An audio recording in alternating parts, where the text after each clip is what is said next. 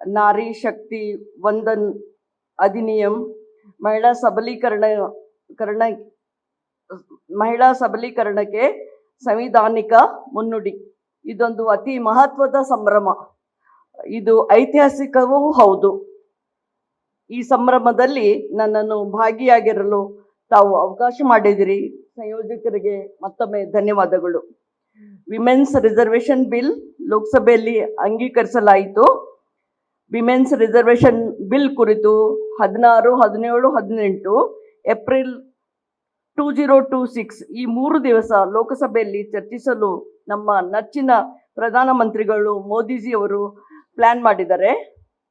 Women's reservation bill ಇದು prime minister ಮೋದಿಜಿಯವರ vision ಮತ್ತು ಇದು ವಿಕಸಿತ ಭಾರತಕ್ಕೆ ಫೌಂಡೇಶನ್ ಅಂತ ನನ್ನ ಅನಿಸಿಕೆ. 33% ವಿಮೆನ್ಸ್ ರಿಸರ್ವೇಷನ್ ಬಿಲ್ನಿಂದ ಸಮೃದ್ಧ ಭಾರತ ಭವಿಷ್ಯ ನಿರ್ಮಾಣವಾಗುತ್ತದೆ. ಹೆಚ್ಚು ಮಹಿಳೆಯರು ನಾಯಕರು ದೇಶದ ಹಿತ ಕಾಪಾಡಲು ಮುಂದೆ ಬರಬೇಕಂತ ತಮ್ಮಲ್ಲಿ ನಾನು ವಿನಂತಿಸಿಕೊಳ್ತೇನೆ. ಮೋದಿಜಿ ಹೈ ತೋ ಸಬ್ ಮುಮ್ಕಿನ್ ಹೈ. ಧನ್ಯವಾದಗಳು ಮೋದಿಜಿ आपको. Our beloved Prime Minister Shri Narendra Bhai Modi ji believes in women-led development.